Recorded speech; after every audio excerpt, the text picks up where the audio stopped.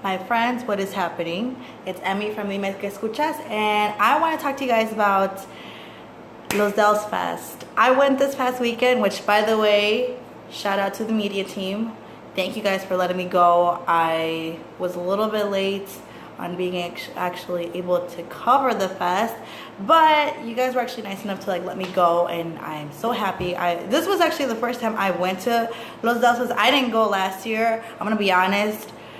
I sort of prejudged it, thinking, I don't really feel strongly about the lineup of the bands and the artists, mostly because it was kind of all over the place.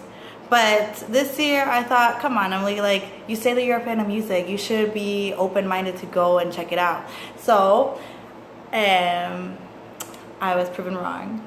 And I recommend it because this festival is literally a festival for all music lovers, sea rock, sea banda, sea pop, sea reggaeton, hasta la salsa estuvo, amigos. What? They had Victor Manuel at Los Dels Fest. So I thought that was pretty insane, but definitely had a lot of fun. I was only able to go one day on Saturday, so I got to see Wisin y Yandel. They were fun. I saw Maui Ricky, I saw Porter, I saw Cuco.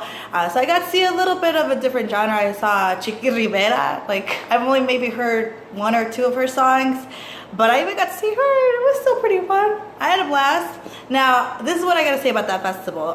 Just for anybody that wants to go next year, here's a few things that you guys got to keep in mind. Number one, if you're going to go to the festival, I personally recommend staying at the campsite. Now there's two different camp options. When you go, there's the camp I want to sleep or the camp we want to party. If you're like me, te gusta, pasártela bien, I chose to go to the camp we want to party. But here was the cool thing about it, because that place is really close to the festival. It's literally within walking distance. And what's great about being at the camp is that you have re-entry, so you can leave the festival and go back to your campsite. If you want to just chill out, relax, have a beer or have some water, just chill out. And if you want to go back to the festival, you can re-enter again. They give you a pass to say that you're at the campsite. So that's the cool thing about that festival and the campsite, is that you're able to walk back and forth. I know most festivals that I've gone to in the past, especially ones that are big, like Rido Fest, North Coast, normally only VIP have re-entry, not general admission.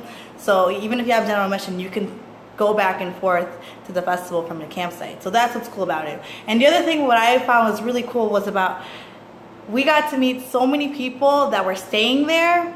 And everybody was just all cool vibes. I met people that were coming from Minnesota, Minneapolis. I made some friends that were from Wisconsin, obviously, Indiana. So it was cool to be able to hang out with a bunch of different people at the campsite, since we were all just there, just having fun. After the fest, yes, we all stayed up and we partied. We were playing music, we were singing karaoke, we were dancing. Unfortunately, we got rained out pretty bad, so basically that meant party over, and that was around 2-3 in the morning. So by then we were just okay, I think no more, we gotta go to sleep. But that's what I liked about it. So I would recommend definitely staying at the campsite. Number two, this place is literally out in the middle of nowhere. It's in Mauston, Wisconsin, at this ranch called Woodside. And most of us didn't have any signal, of course, depending on what carrier you have. But that's another thing to keep in mind, that it's really hard to get signal out there. So you won't be able to really get on social media as much or get any phone calls or texts. If you get lost from your friends, make sure you guys set a place that you guys will meet afterwards, after the festival, unless you guys just say we're all gonna meet up at the hotel after it's over, or we're gonna meet back at the camp. But that's something that you guys gotta keep in mind. That's really hard to get any signal out there, since it's in the middle of nowhere. But number three, I think I had mentioned it already, it was still pretty cool to see a huge variety of music, that it wasn't just focused on just one specific genre. It wasn't just oh, this is an alternative rock fest, or this is just an EDM fest, or this is just banda.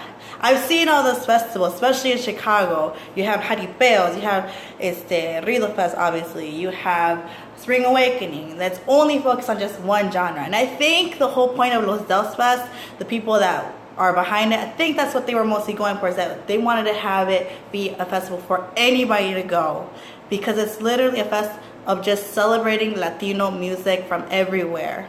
So I recommend it. If you're a big music fan like I am, definitely recommend going to Los Dels Fest next year. I for sure am going to go back, and I already told some other friends that didn't go. I'm like, I had so much fun, and I would go for both days. So that's my intake on that festival. Guys, definitely try to go next year. You guys, if you guys are my friends, you know me personally, you guys want to go with me, like, let's go. I promise you guys it'll be good. Talk to you guys later.